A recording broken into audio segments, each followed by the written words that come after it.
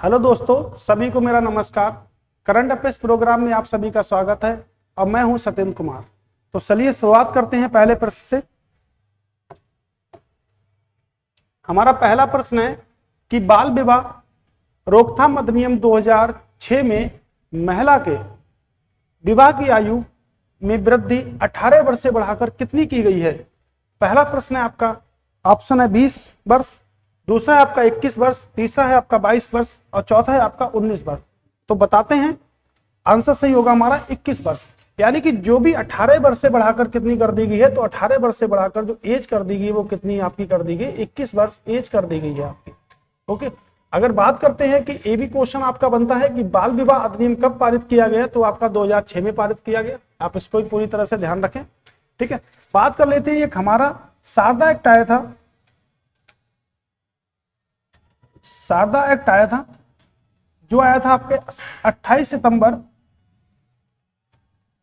1929 में।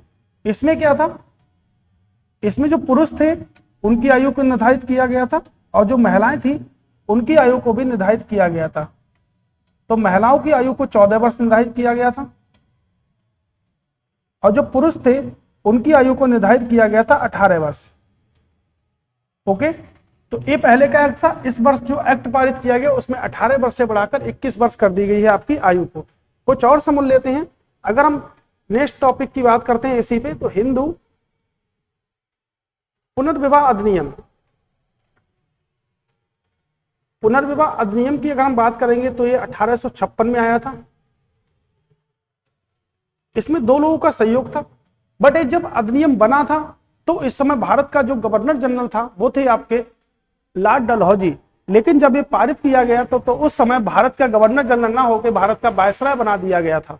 तो भारत के उस टाइम में भारत के गवर्नर जनरल जो थे वो लॉर्ड डलहौजी थे। अगर हम लॉर्ड डलहौजी के शासन की बात करेंगे तो 1848 से लेके 1856, लेकिन लॉर्ड कैनिंग के शासन की अगर हम बात करेंगे तो लॉर्ड कैनिंग के शासन का बात करेंगे तो 1856 से लेके कैनिंग की अगर हम यहां पे बात करेंगे, कैनिंग तो 1856 से 1862 के अंतर्गत आए थे। तो जब ये पारित किया गया था तो इस समय वायसराय कैनिंग थे। वायसराय कैनिंग की बात अगर हम करते थे तो भारत के प्रथम वायसराय लॉर्ड कैनिंग बने थे और इन्हीं के समय में 1857 की क्रांति हुई थी। तो 1857 की क्रांति के समय भी अगर पेपर पूछाता था कि वायसराय कौन है तो आपके लॉर्ड कैनिंग है। ओके, बात डलहौजी की बात कर लेते हैं। तो डलहौजी ने कुशासन के आधार पर सबसे पहले अवध को हड़पा था, लेकिन ये आपका अवध जो था वो कुशासन के आधार पर हड़पा गया राज्य था। लेकिन अगर बात करेंगे कि डलहौजी ने सबसे पहले किस राज्य को हड़पा था, तो वो आपका है सतारा। सतारा आपके महाराष्ट्र में है, तो इन्होंने सबसे पहले इसी को हड़पा था। ओके, तो आप बढ़ते हैं नेक्स्ट क्वेश्चन की तरफ। दूसरा प्रश्न है हमारा कि वन्यजीव कार्य योजना को पारित करने वाला पहला राज्य कौन सा है। महाराष्ट्र, असम, झारखंड और गुजरात। तो अगर हम इसका सही आंसर देखेंगे तो इसका सही आंसर है आपका महाराष्ट्र। ठीक है, हमारे चैनल को आप सब्सक्राइब कर लें, ये हमारा चैनल है। अगर हम बात कर लेते हैं महाराष्ट्र की, तो महाराष्ट्र में कुछ वन्यजीव अभ्यारण्य है आपके, मेल तडोबा, मेलघाट, भीमा शंकर, कोयना,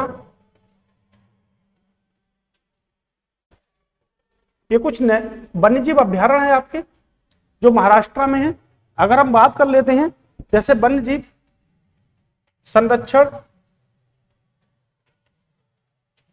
संरक्षण अधिनियम की अगर हम बात करते हैं तो वो 1972 में आया था। अगर हम पर्यावरण संरक्षण अधिनियम की बात करते हैं, पर्यावरण संरक्षण अधिनियम की बात करते हैं तो वो आपका आया था 1986 में। बात करते हैं प्रोजेक्ट एलिफेंट की, तो वो आया था आपका 1992 में। बात करते हैं समुद्री कछुआ परियोजना की। समुद्री कछुआ परियोजना की अगर हम बात करते हैं तो वो आपका आया था 1995 में। अगर हम डॉल्फिन की बात करते हैं, डॉल्फिन प्रोजेक्ट की अगर हम बात करते हैं तो वो आपका 1997 में आया था। अगर हम प्रोजेक्ट एलिफेंट की बात तो हमने कर ली है। अगर हम प्रोजेक्ट टाइगर की बात करते हैं तो वो 1973 में शुरू किया गया था। ओके, मैं आपको बता दूं कि प्रोजेक्ट एलिफेंट के अंतर्गत भारत का पहला हॉस्पिटल जो एलिफेंट हॉस्पिटल था वो आपके चिरमुरा में बनाया गया है। कहां पर बनाया गया? चिरमुरा उत्तर प्रदेश, यानी कि चिरमुरा उत्तर प्रदेश के मथुरा में है। तो पहला हाथी हॉस्पिटल जो है वो चिरमुरा मथुरा में बनाया गया है। ठीक है, चलते हैं नेक्स्ट प्रश्न की ओर। अगला प्रश्न है हमारा कि पाकिस्तान की पहली महिला सुप्रीम कोर्ट जज कौन बनी है? नेहा मलिक, आयशा मलिक, सना रामचंद्र या उपयुक्त में कोई नहीं? बात कर लेते हैं तो इस प्रश्न का आंसर सही होगा आपका आयशा मलिक। थोड़ी सी बात कर लेते हैं पाकिस्तान की। तो अगर हम पाकिस्तान की बात को करेंगे तो पाकिस्तान जो शब्द था वो दिया था चौधरी रहमत अली ने। ये शब्द देने वाले जो वर्ष था 1933 में दिया था। बट अगर बात कर लेते हैं कि पाकिस्तान का प्रस्ताव कब आया, पाकिस्तान का प्रस्ताव जो लॉन्च किया गया था वो किया गया था 23 मार्च 1940 को। ये जो प्रस्ताव किया गया था वो कहां पर किया गया था? लाहौर में। ओके, अगर मैं बात करूं कि पाकिस्तान पूर्ण रूप से संविधान का निर्माण कब कर पाया तो 23 मार्च 1956 को पूर्ण रूप से संविधान का निर्माण कर पाया, यानी कि संविधान निर्माण करने में उसे 16 वर्षों का समय लग गया। तो पाकिस्तान का पूर्णतः जो सम्मान था वो कब से मिला? संविधान जो मिला था वो 23 मार्च 1956 से मिला था। अगर बात कर लेते हैं पाकिस्तान में एक सुई का क्षेत्र है, सुई का क्षेत्र है जो कि आपके प्राकृतिक गैस के उत्पादन के लिए प्रसिद्ध है, यानी कि प्राकृतिक गैस के उत्पादन के लिए प्रसिद्ध है, यानी कि नेचुरल गैस हमारे मिलती है। बट अगर हम गैसों को थोड़ा सा समझें, अगर हम गैसों की बात करते हैं तो मेरे पास में एक एलपीजी गैस होती है, एक गैस होती है आपकी सीएनजी और एक गैस होती है आपकी प्राकृतिक गैस। मेरे पास में 3 गैसें होती हैं। पेपर में बहुत ही ज्यादा प्रश्न आता है कि प्राकृतिक गैस का मुख्य अवयव क्या है, सीएनजी का मुख्य अवयव क्या है या एलपीजी का मुख्य अवयव क्या है। अगर हम एलपीजी की बात करेंगे तो इसकी जो फुल फॉर्म होती है वो आपकी द्रवित पेट्रोलियम गैस, हम इसको बोलते हैं द्रवित पेट्रोलियम गैस। अगर हम बात करते हैं तो हम बोलते हैं कंप्रेस्ड संपीड़ित प्राकृतिक गैस।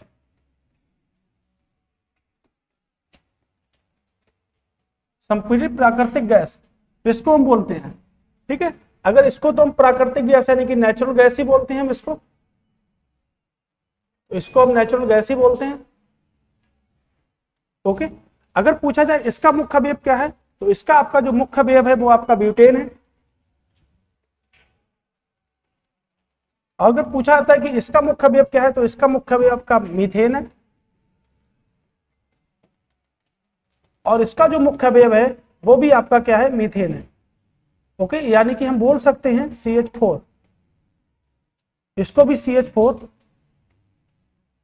ओके, तो एलपीजी, आपकी सीएनजी और प्राकृतिक गैस तीनों की चर्चा हमने कर ली है। चलते हैं नेक्स्ट प्रश्न की ओर। अगला प्रश्न है वाटर मेट्रो प्रोजेक्ट के साथ भारत का पहला शहर कौन बना है? पहला ऑप्शन है कोची, दूसरा है गुवाहाटी, तीसरा है बंबई, चौथा है आपका हल्दिया। तो वाटर मेट्रो परियोजना के साथ बनने वाला राज्य कौन सा है? आपका कोची। कोची कहां पर है? तो कोची केरल में है। अगर हम बात करते हैं कोची की, तो कोची को अरब सागर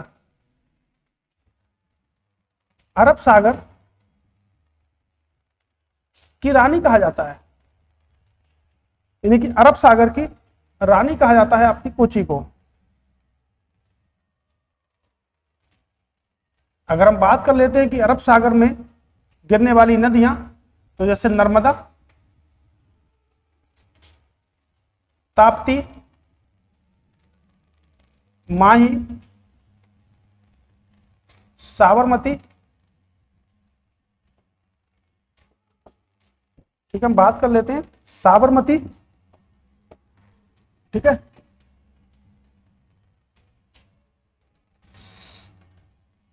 साबरमती।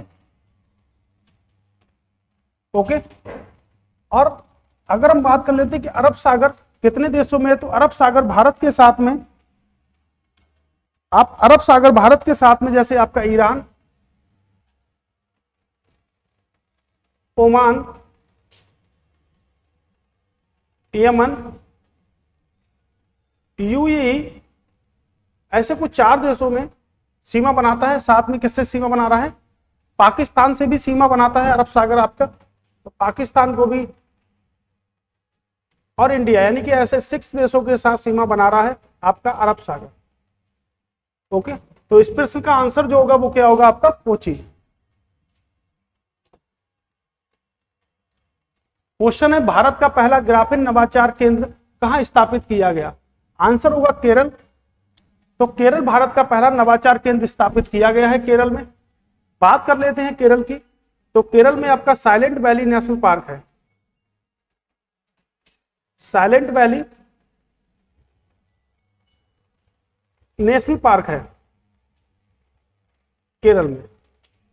ओके, जिसमें विश्व की, यानी कि भारत की, विश्व की नहीं, भारत की सबसे अधिक जैव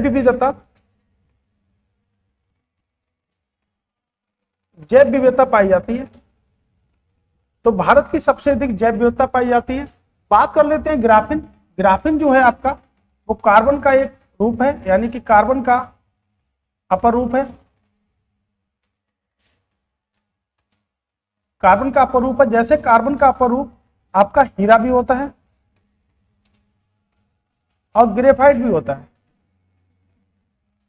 अगर प्रश्न बनता है कार्बन के किस अपर रूप की जो संरचना होती है वो त्रिविमीय होती है, तो आपके जो हीरा होता है इसकी जो संरचना होती है वो आपकी त्रिविमीय होती है, यानी कि त्रिविमीय संरचना होती है। आपको अगर देखना है त्रिविमीय, तो त्रिविमीय का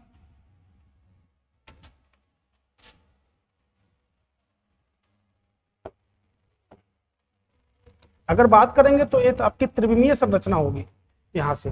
ओके, अगर हम बात करेंगे कि त्रिविमीय जो होता है उसको 3D, यानी कि 3D को जो मापन हम करते हैं वो आपका होलोग्राफी से करते हैं। किससे करते हैं मापन? आपका होलोग्राफी से। ठीक, चलते हैं नेक्स्ट प्रश्न की ओर। अगला प्रश्न है हमारा, किस जैव विविधता पार्क को भारत का प्रथम OECM घोषित किया गया? तो साइलेंट वैली जैव विविधता पार्क, नीलगिरी जैव विविधता पार्क, अरावली जैव विविधता पार्क। तो बात करेंगे तो ये आपका आंसर होगा आपका सी, यानी कि अरावली जैव विविधता पार्क। बात कर लेते हैं अरावली की।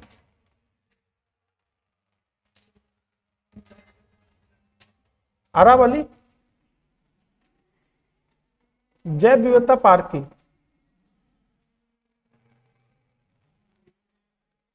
ओके, ये आपके राजस्थान,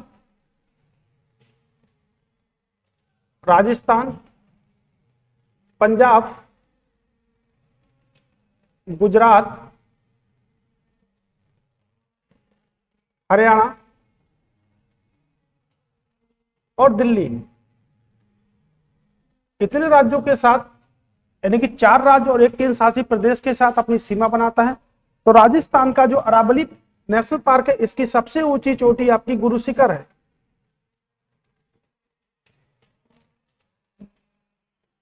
अरावली पर्वत श्रृंखला पर एक मंदिर स्थित है जिसको हम कहते हैं दिलवाड़ा का जैन मंदिर। दिलवाड़ा जैन मंदिर ये आपके माउंट आबू की पहाड़ियों पर स्थित है। जो मंदिर आपका जैन धर्म से संबंध रखता है तो दिलवाड़ा का जैन मंदिर आपके माउंट आबू की पहाड़ियों पर स्थित है। चलते हैं नेक्स्ट प्रश्न की तरफ। प्रश्न है आपका, किसे भारत की पहली संयुक्त राष्ट्र विकास कार्यक्रम युवा जलवायु चैंपियन घोषित किया गया या बनी? दीपक सिंधु, प्रोजक्ता, कोहली, हिमा कोहली, और अगर बात करेंगे तो साइना नेहवाल। तो चलते हैं और बताते हैं इसका आंसर। ठीक है, अगर हम बात करेंगे तो इसका आंसर होगा आपका प्रोजक्ता कोहली। संयुक्त राष्ट्र विकास कार्यक्रम की जो शॉर्ट फॉर्म होती है वो आपकी होती है United Nation Development Programme. United Nation Development Programme होता है ये आपका।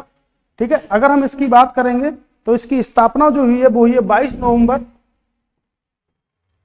1965 को इसकी स्थापना हुई। इसका जो हेड ऑफिस है वो है आपका न्यूयॉर्क में, और इसके सदस्य देश हैं आपके वो 177 हैं।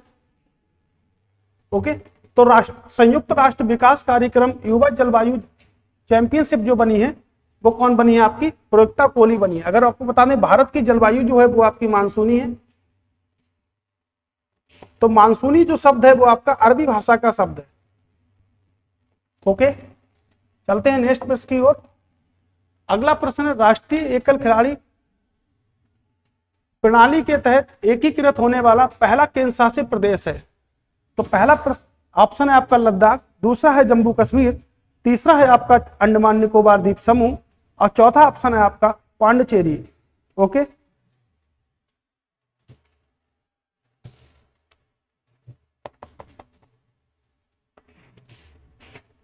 तो अगर हम इसकी बात करेंगे तो इसका आंसर होगा आपका जम्मू कश्मीर।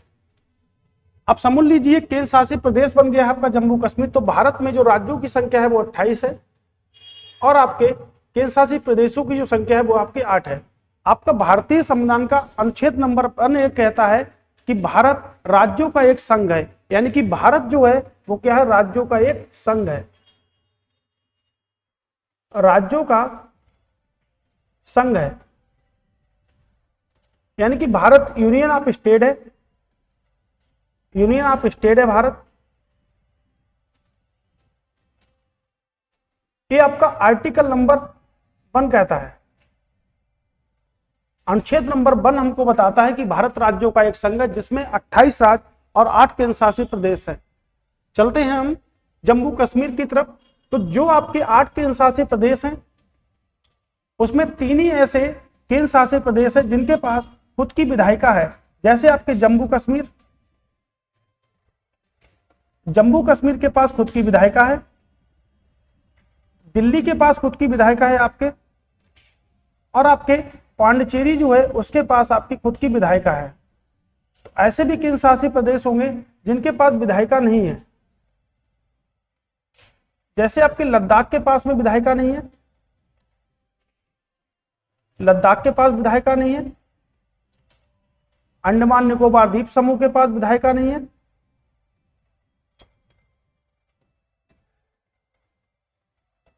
लक्षद्वीप के पास विधायिका नहीं है,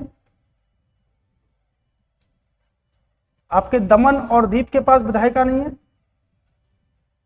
यानी कि जितने भी आपके 8 केंद्र शासित प्रदेश हैं उन सभी में सिर्फ 3 के पास विधायिका है, बाकी किसी के पास आपकी विधायिका नहीं है। ठीक है, इसमें लद्दाख भी शामिल होगा। आपका चंडीगढ़ जो बचा है तो चंडीगढ़ में भी आपकी विधायिका नहीं है।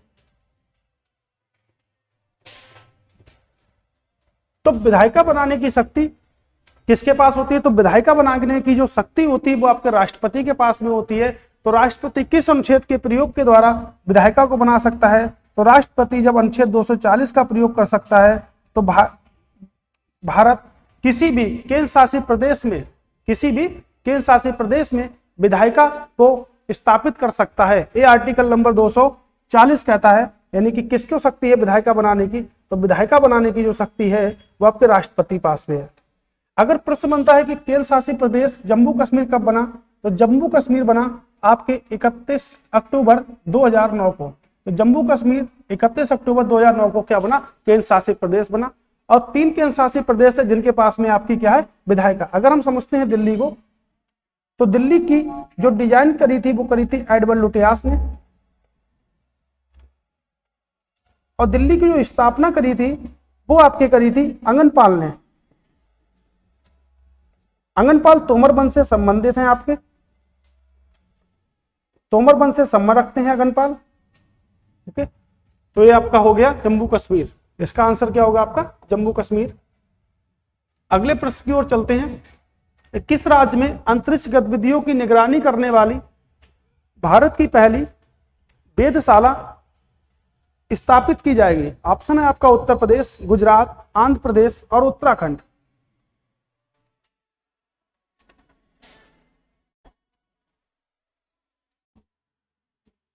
अब बताइएगा क्या इसका आंसर होगा।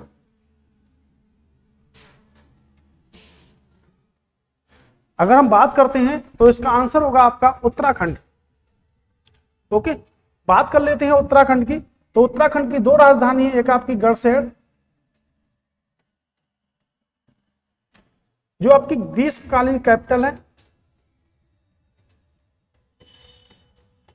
और एक आपकी राजधानी है उत्तराखंड की देहरादून जो आपकी शीतकालीन कैपिटल है, शीतकालीन राजधानी है आपकी। आपको बता दें भारतीय वन यानी कि वन अनुसंधान संस्थान आपका देहरादून में स्थित है। अगर और भी हम उत्तराखंड का विश्लेषण करते हैं तो आइए चलते हैं उत्तराखंड के पास में। तो अगर एक नंदा देवी चोटी को देखा जाए, आप समझिएगा प्रश्न ध्यान से। अगर कभी प्रश्न पूछा है कि भारत की सबसे ऊंची चोटी का क्या नाम है, तो भारत की सबसे ऊंची चोटी जो होगी आपकी वो कंचनजंगा होगी। क्या होगी आपकी, कंचनजंगा। कंचनजंगा जो चोटी है आपकी वो नेपाल और इंडिया के साथ अपना बॉर्डर शेयर करती है, और इंडिया में सिक्किम के साथ में। लेकिन अगर आपसे पूछा जाता है कि पूर्ण रूप से भारत की सबसे ऊंची चोटी बताओ, तो आपकी वो नंदा देवी होगी। यानी कि पूर्ण रूप से भारत की सबसे ऊंची चोटी, पूर्ण रूप से यानी कि पूरी तरह से ऐसी चोटी बताओ जो भारत में स्थित है सबसे ऊंची, वो आपकी होगी क्या, Nanda Devi.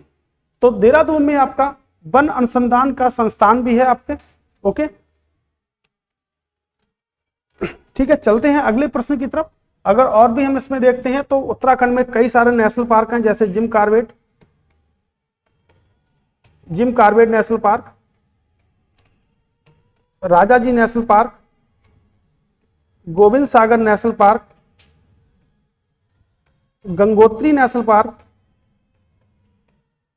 Yamunotri National Park. Jim Corbett Bharat का पहला नेशनल पार्क है जिसे हेली के नाम से जानते थे। ओके, तो आप इसको भी याद रखें। बात कर लेते हैं उत्तराखंड में। तो उत्तराखंड में लोकसभा की जो सीटें हैं वो आपकी 5 हैं, राज्यसभा की सीटें आपकी 3 हैं, और जिलों की संख्या जो है वो आपके 13 है। तो उत्तर प्रदेश के 13 जिलों को काटकर आपका उत्तराखंड का निर्माण किया गया। तो उत्तराखंड का निर्माण 9 नवंबर 2000 में किया गया था। चलते हैं नेक्स्ट पेज की तरफ। हमारा प्रश्न है कि किस न्यायाधीश को विधि आयोग का अध्यक्ष नियुक्त किया गया? ऑप्शन है आपके हेमा कोहली, दलबीर सिंह भंडारी, ऋतुराज अवस्थी और जगदीश जयकर। अब बताइएगा। अगर हम बात करेंगे विधि आयोग, तो विधि आयोग की बात करेंगे तो इसकी जो अभी हाल ही में जो अध्यक्ष नियुक्त की गई है उनको कहते हैं ऋतुराज अवस्थी। बात कर लेते हैं कि विधि आयोग कैसा निकाय है। तो विधि आयोग एक गैर संवैधानिक निकाय है। तो आइए समझ लेते हैं गैर संवैधानिक निकाय किसे कहते हैं। तो हम गैर संवैधानिक निकाय उन्हें कहते हैं जिनका संविधान में उल्लेख नहीं है। अगर हमसे कोई पूछता है कि वैधानिक निकाय किसे कहते हैं, तो वैधानिक निकाय हम उसको कहेंगे जिसको संसद के किसी अधिनियम के द्वारा स्थापित किया गया है, उसको हम वैधानिक निकाय कहेंगे। अगर हम पूछता है कोई संवैधानिक निकाय किसे कहते हैं, तो संवैधानिक निकाय आपका वह निकाय है जिसका संविधान में उल्लेख है और जिसकी खुद की अपनी पावर होती है, उसको हम संवैधानिक निकाय कहते हैं। तो तीनों का डिफरेंस समझ में आ गया होगा। ये जो किस मंत्रालय के अंतर्गत काम करता है, तो कानून, व न्याय मंत्रालय के अंतर्गत काम करता है। कानून व न्याय मंत्रालय के अंतर्गत काम करता है। आपकी जो ऋतुराज अवस्थी है वर्तमान समय में है। अगर 21वें की बात करेंगे तो 21वें इससे पहले थे, इन्होंने सक्सीड किया है उनको, तो यहाँ पे लाए गए हैं ये आपके BS चौहान। तो BS चौहान यहाँ पे इनसे पहले थे विधि आयोग के अध्यक्ष। अगर बात करेंगे कि विधि आयोग की पहली स्थापना तो लॉर्ड मैकाले के द्वारा की गई थी। तो लॉर्ड मैकाले के द्वारा स्थापना करी गई थी आपकी विधि आयोग की। तो विधि आयोग पहला बना था 1834 में। तो 1834 में पहला विधि आयोग स्थापित किया गया था। तो विधि आयोग एक गैर संवैधानिक निकाय है जो कानून व न्याय मंत्रालय के अंतर्गत आता है। कानून को हम संविधान में विधि के नाम से जानते हैं। अगर पूछा जाता है कि राष्ट्रीय विधि दिवस कब बनाते हैं, तो राष्ट्रीय विधि दिवस हम उसी दिन बनाते हैं जिस दिन हमारा संविधान बनके तैयार हुआ था, यानी कि 26 नवंबर को राष्ट्रीय विधि दिवस के रूप में बनाते हैं। ओके, तो ये हमारा कंप्लीट हुआ सेशन। आप हम चैनल को आप सब्सक्राइब कर लें हमारे, और ये हमारा चैनल है। ओके, ठीक है, थैंक यू। कल मिलते हैं नई वीडियो के साथ में, नए करंट अफेयर्स क्लास में अच्छे क्वेश्चनों के साथ में। ठीक है, थैंक यू।